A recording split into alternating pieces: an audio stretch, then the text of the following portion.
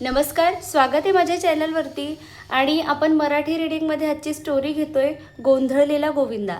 तर खूप दिवस झाले आपले व्हिडिओज येत नव्हते हेल्थ इश्यू असल्यामुळे, पण आता आपले व्हिडिओज जे आहेत ते रेग्युलर येणार आहेत. तर सुरू करूया आजची स्टोरी. गोंधळलेला गोविंदा. एका जंगलाच्या शेजारील गावात गोविंदा नावाचा एक लाकूड तोड्या राहत होता. रोज सकाळी गोविंदा जंगलात जात असे व लाकडे तोडून जवळच्या बाजारात विकत असे. लाकडांचा भार वाहण्याकरिता एखादे गाढव आपल्याकडे असावे अशी त्याची इच्छा होती. भरपूर मेहनत करून त्याने पैसे साठवले होते. काही महिन्यानंतर आपल्याकडे पुरेसे पैसे साठले आहेत असे गोविंदाला वाटले, म्हणून एका रविवारी तो आपले सर्वात चांगले कपडे घालून जवळच्या शहराकडे निघाला. त्याचा मुलगा पप्पूने विचारले, बाबा, मी पण तुमच्याबरोबर येऊ का? गोविंदाने त्याला होकार दिला आणि दोघेजण शहराकडे निघाले. बरेच अंतर चालल्यावर बापलेक शहरात पोहोचले. बाजारात जाऊन त्यांनी एका चांगल्या गाढवाची निवड केली.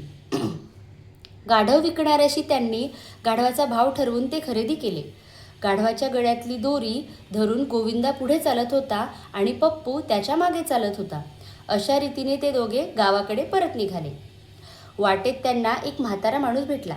गोविंदाकडे पाहत तो म्हणाला, गाढवाचा उपयोग वजन वाहण्यासाठी करतात, मग तुझ्या मुलाला कशाला चालायला लावतोस? तुझा मुलगा दमला आहे हे तुला दिसत नाही का?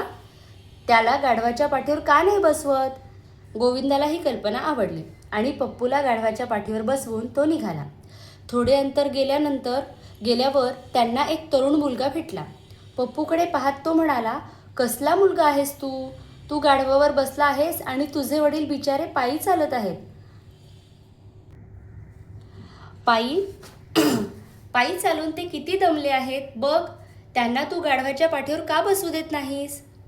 गोविंदाने ताबडतोब पप्पूला गाढवाच्या पाठीवरून उतरायला सांगितले व तो स्वतः गाढवावर बसला आणि त्यांची वाटचाल पुन्हा सुरू झाली.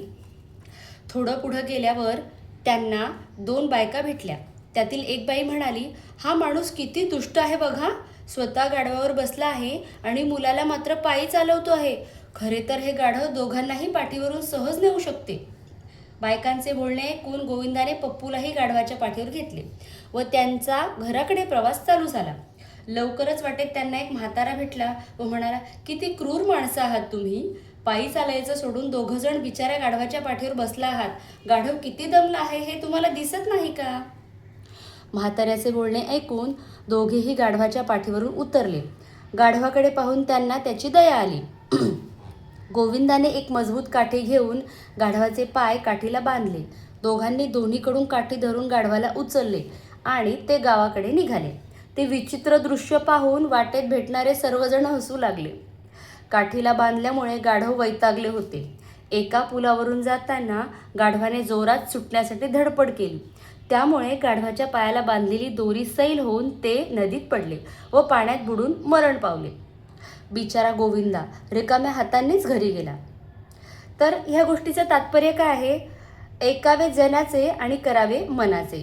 कारण प्रत्येकजण त्याच्या इच्छेप्रमाणे सल्ला देतच असतो, पण त्याचं कितपत ऐकावं आणि काय करावं हे आपल्या मनाने ठरवायचे असते. तर कशी वाटली आजची स्टोरी? आजची स्टोरी आवडली असल्यास लाईक, शेअर, सबस्क्राईब करा. थँक्यू. Thanks for watching.